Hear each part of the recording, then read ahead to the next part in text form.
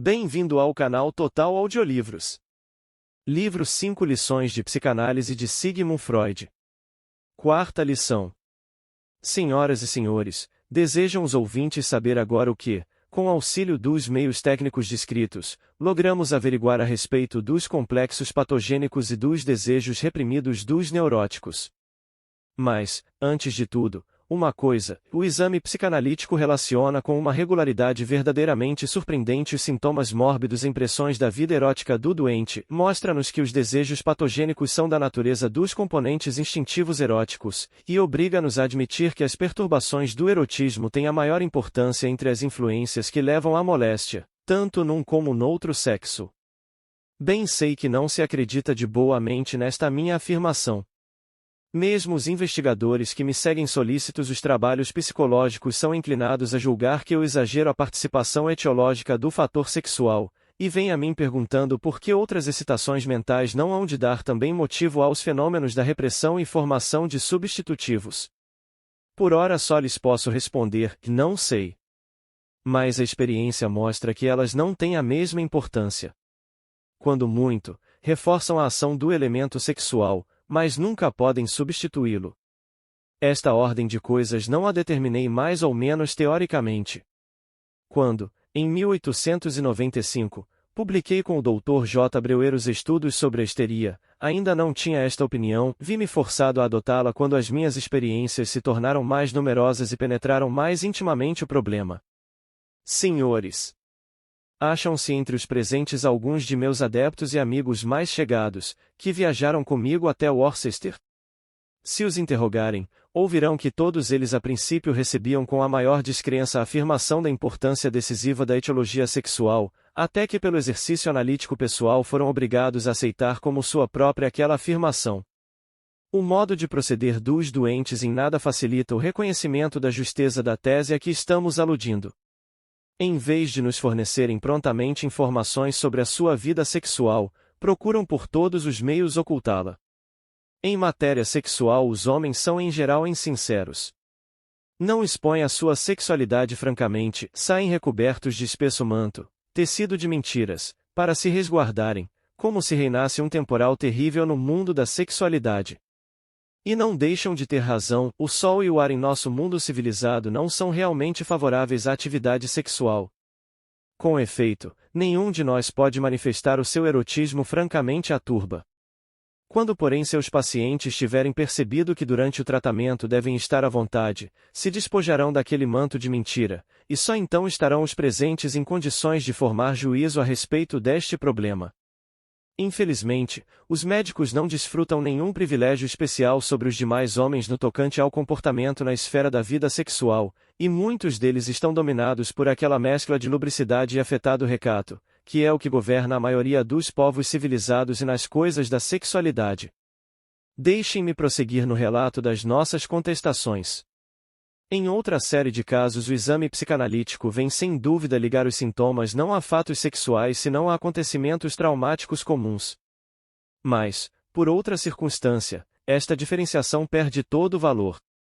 O trabalho de análise necessário para o esclarecimento completo e cura definitiva de um caso mórbido não se detém nos episódios contemporâneos da doença, retrocede sempre, em qualquer hipótese, até a puberdade e a mais remota infância do doente, para só aí topar as impressões e acontecimentos determinantes da doença ulterior.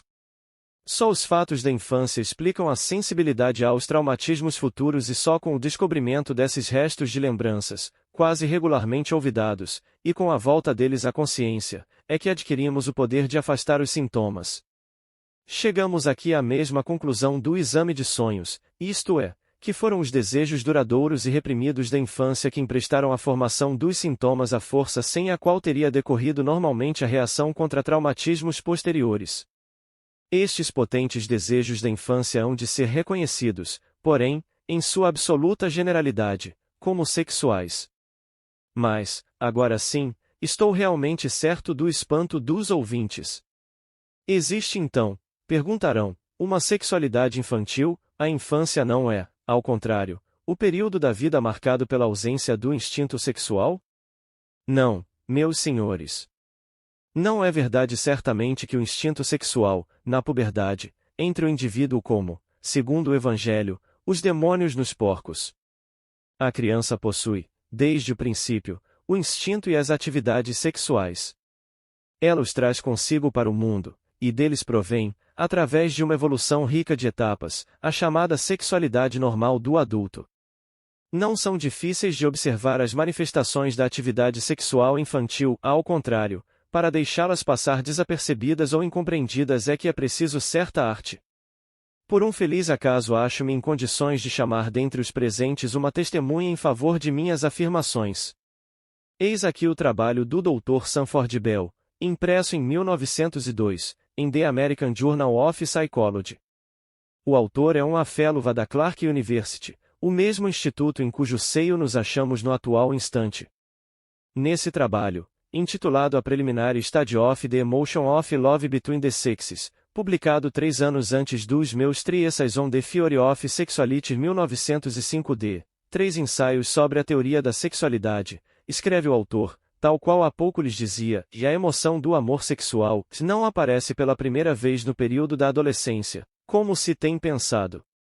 Procedendo à americana, como diríamos na Europa, reuniu durante 15 anos nada menos de 2.500 observações positivas, das quais 800 são próprias dos sinais por que se revelam esses temperamentos namoradiços, diz ele, o espírito mais desprevenido, observando estas manifestações em centenas de casais de crianças, não poderá deixar de atribuir-lhes uma origem sexual. O mais rigoroso espírito satisfaz-se quando a estas observações se juntam as confissões dos que em criança sentiram a emoção intensamente e cujas recordações daquela época são relativamente nítidas. Aqueles dentre os ouvintes que não queriam acreditar na sexualidade infantil terão o maior assombro ouvindo que entre estas crianças, tão cedo enamoradas, não poucas se encontram na tenra idade de 3, 4 ou 5 anos. Não me admiraria se estas observações de seu compatriota lhes merecessem mais crédito que as minhas. A mim mesmo foi-me dado obter recentemente um quadro mais ou menos completo das manifestações instintivas somáticas e das produções mentais num período precoce da vida amorosa infantil, graças à análise empreendida, com todas as regras, pelo próprio pai de um menino de 5 anos atacado de ansiedade. Devo lembrar-lhes que meu amigo Dr. C. G. Jung há poucas horas, nesta mesma sala, lhes expôs a observação de uma menina ainda mais nova, que pelo mesmo motivo do meu paciente, nascimento de um irmãozinho, evidenciava quase os mesmos impulsos sensuais e idêntica formação de desejos e complexos. Confira, Jung, 1910.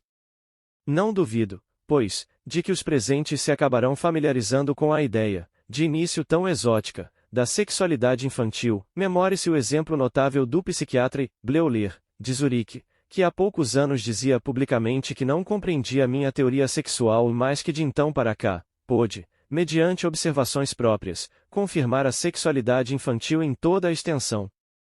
Confira, Bleuler, 1908.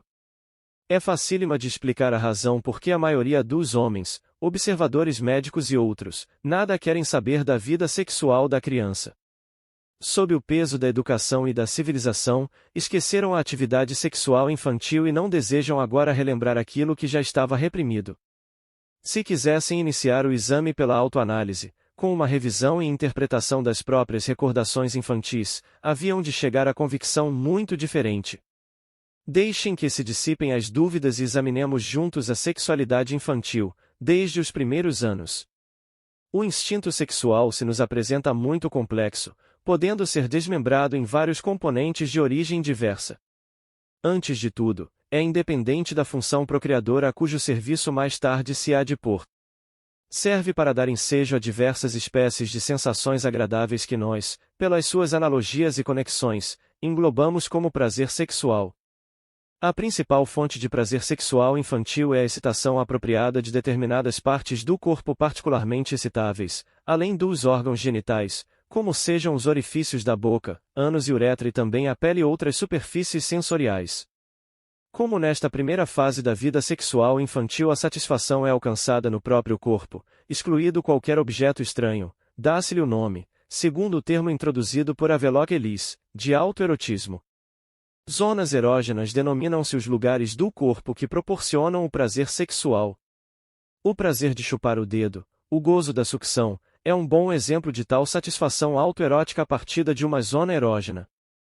Quem primeiro observou cientificamente esse fenômeno, o pediatra Lindner, 1879, de Budapeste, já o tinha interpretado como satisfação dessa natureza e descrito exaustivamente a transição para outras formas mais elevadas de atividade sexual. Outra satisfação da mesma ordem, nessa idade, é a excitação masturbatória dos órgãos genitais, fenômeno que tão grande importância conserva para o resto da vida e que muitos indivíduos não conseguem suplantar jamais. Ao lado dessas e outras atividades autoeróticas revelam-se, muito cedo, na criança, aqueles componentes instintivos do gozo sexual ou, como preferimos dizer, da libido, que pressupõem como objeto uma pessoa estranha. Estes instintos aparecem em grupos de dois, um oposto ao outro, ativo e passivo, e cito-lhes como mais notáveis representantes deste grupo o prazer de causar sofrimento, sadismo, com o seu reverso passivo, masoquismo, e o prazer visual, ativo ou passivo. Do gozo visual ativo desenvolve-se mais tarde a sede de saber, como do passivo pendor para as representações artísticas e teatrais. Outras atividades sexuais infantis já incidem na escolha do objeto, onde o principal elemento é uma pessoa estranha, a qual deve primordialmente sua importância a considerações relativas ao instinto de conservação. Mas a diferença de sexo ainda não tem neste período infantil papel decisivo, pode-se, pois, atribuir a toda a criança, sem injustiça, uma parcial disposição homossexual. Esta vida sexual infantil desordenada, rica mas dissociada, em que cada impulso isolado se entrega à conquista do gozo independentemente dos demais, experimenta uma condensação e organização em duas principais direções, de tal modo que ao fim da puberdade o caráter sexual definitivo está completamente formado. De um lado subordinam-se todos os impulsos ao domínio da zona genital, por meio da qual a vida sexual se coloca em toda a plenitude ao serviço da propagação da espécie, passando a satisfação daqueles impulsos a só ter importância como preparo e estímulo do verdadeiro ato sexual. De outro lado, a escolha de objeto repele o autoerotismo, de maneira que na vida erótica os componentes do instinto sexual só querem satisfazer-se na pessoa amada. Mas nem todos os componentes instintivos originários são admitidos a tomar parte nesta fixação definitiva da vida sexual. Já antes da puberdade, sob o influxo de educação, certos impulsos são submetidos a repressões extremamente enérgicas, ao mesmo passo que surgem forças mentais, o pejo, a repugnância, a moral, que como sentinelas mantêm as aludidas repressões. Chegando na puberdade a maré das necessidades sexuais, encontra nas mencionadas reações psíquicas diques de resistência que lhe conduzem à corrente pelos caminhos chamados normais e lhe impedem reviver os impulsos reprimidos. Os mais profundamente atingidos pela repressão são primeiramente, e sobretudo, os prazeres infantis coprófilos, isto é, os que se relacionam com os excrementos, e, em segundo lugar, os da fixação às pessoas da primitiva escolha de objeto. Senhores, um princípio de patologia geral afirma que todo processo evolutivo traz em si os germes de uma disposição patológica e pode ser inibido ou retardado ou desenvolver-se incompletamente. Isto vale para o tão complicado desenvolvimento da função sexual que nem em todos os indivíduos se desenrola sem incidentes que deixem após si ou anormalidade ou disposições a doenças futuras por meio de uma regressão. Pode suceder que nem todos os impulsos parciais se sujeitem à soberania da zona genital, o que ficou independente estabelece o que chamamos perversão e pode substituir a finalidade sexual normal pela sua própria. Segundo já foi dito, acontece frequentemente que o autoerotismo não seja completamente superado, como testemunham as multiformes perturbações aparecidas depois.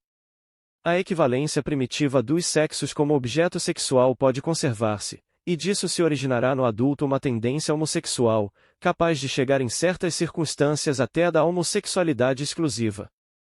Esta série de distúrbios corresponde a entraves diretos no desenvolvimento da função sexual e abrange as perversões e o nada raro infantilismo geral da vida sexual.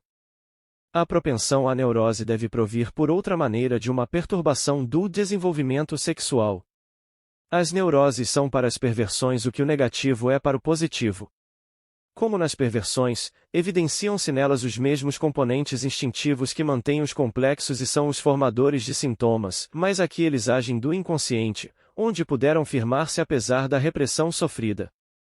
A psicanálise nos mostra que a manifestação excessivamente intensa e prematura desses impulsos conduz a uma espécie de fixação parcial, ponto fraco na estrutura da função sexual. Se o exercício da capacidade genética normal encontra no adulto um obstáculo, rompe-se a repressão da fase do desenvolvimento justamente naquele ponto em que se deu a fixação infantil. É muito possível que me contestem dizendo que nada disto é sexualidade e que emprego a palavra num sentido mais extenso do que estão habituados a entender. Concordo. Mas pode-se perguntar se não têm antes utilizado os presentes o vocábulo em sentido nímio restrito, quando limitam ao terreno da procriação. Sacrificam assim a compreensão das perversões, do enlaçamento que existe entre estas, a neurose e a vida sexual normal, e os senhores se colocam em situação de não reconhecer, em seu verdadeiro significado, os primórdios, facilmente observáveis, da vida erótica somática e psíquica das crianças. Qualquer que seja a opinião dos presentes sobre o emprego do termo, devem ter sempre em conta que o psicanalista considera a sexualidade naquele sentido amplo a que o conduziu à apreciação da sexualidade infantil. Volvamos ainda uma vez à evolução sexual da criança. Temos aqui ainda muito que rever, porque nossa atenção foi dirigida mais para as manifestações somáticas da vida sexual do que as psíquicas. A primitiva escolha de objeto feita pela criança e dependente de sua necessidade de amparo exige-nos ainda toda a atenção. Essa escolha dirige-se primeiro a todas as pessoas que lidam com a criança e logo depois especialmente aos genitores. A relação entre criança e pais não é, como a observação direta do menino e posteriormente o exame psicanalítico do adulto concordemente demonstram, absolutamente livre de elementos de excitação sexual. A criança toma ambos os genitores, e particularmente um deles, como objeto de seus desejos eróticos. Em geral o incitamento vem dos próprios pais, cuja ternura possui o mais nítido caráter de atividade sexual, embora inibido em suas finalidades. O pai em regra tem preferência pela filha, a mãe pelo filho, e a criança reage desejando o lugar do pai se é menino, o da mãe se trata da filha. Os sentimentos nascidos destas relações entre pais e filhos e entre um irmão e outros, não são somente de natureza positiva, de ternura, mas também negativos, de hostilidade. O complexo assim formado é destinado à pronta repressão, porém continua a agir do inconsciente com intensidade e persistência. Devemos declarar que suspeitamos represente ele, com seus derivados, o complexo nuclear de cada neurose, e nos predispusemos a encontrá-lo não menos ativo em outros campos da vida mental. O mito do rei Édipo que, tendo matado o pai, tomou a mãe por mulher, é uma manifestação pouco modificada do desejo infantil, contra o qual se levantam mais tarde, como repulsa, as barreiras do incesto. O Hamlet de Shakespeare assenta sobre a mesma base, embora mais velada, do complexo do incesto. No tempo em que é dominada pelo complexo central ainda não reprimido, a criança dedica aos interesses sexuais notável parte da atividade intelectual. Começa a indagar de onde vêm as criancinhas, e com os dados a seu alcance adivinha das circunstâncias reais mais do que os adultos podem suspeitar. Comumente o que lhe desperta curiosidade é a ameaça material do aparecimento de um novo irmãozinho, no qual a princípio só vê um competidor. Sob a influência dos impulsos parciais que nela agem, forma até numerosas teorias sexuais infantis. Chega a pensar que ambos os sexos possuem órgãos genitais masculinos, que comendo é que se geram crianças, que estas vêm ao mundo pela extremidade dos intestinos, que a cópula é um ato de hostilidade, uma espécie de subjugação. Mas justamente a falta de acabamento de sua constituição sexual e a deficiência de conhecimentos, especialmente no que se refere ao tubo genital feminino, forçam o pequeno investigador a suspender o improfícuo trabalho. O próprio fato dessa investigação e as consequentes teorias sexuais infantis são de importância determinante para a formação do caráter da criança e do conteúdo da neurose futura. É absolutamente normal e inevitável que a criança faça dos pais o objeto da primeira escolha amorosa. Porém a libido não permanece fixa neste primeiro objeto, posteriormente o tomará apenas como modelo, passando dele para pessoas estranhas, na ocasião da escolha definitiva. Desprender dos pais a criança torna-se portanto uma obrigação inelutável, sob pena de graves ameaças para a função social do jovem. Durante o tempo em que a repressão promove a seleção entre os impulsos parciais de ordem sexual, e, mais tarde, quando a influência dos pais, principal fator da repressão, deve abrandar. Cabem no trabalho educativo importantes deveres que atualmente, por certo, nem sempre são preenchidos de modo inteligente e livre de críticas. Senhoras e senhores, não julguem que com esta dissertação acerca da vida sexual infantil e do desenvolvimento psicossexual da criança nos tenhamos afastado da psicanálise e da terapêutica das perturbações nervosas. Se quiserem, podem definir o tratamento psicanalítico como simples aperfeiçoamento educativo destinado a vencer os resíduos infantis. Obrigado por visitar o canal Total Audiolivros.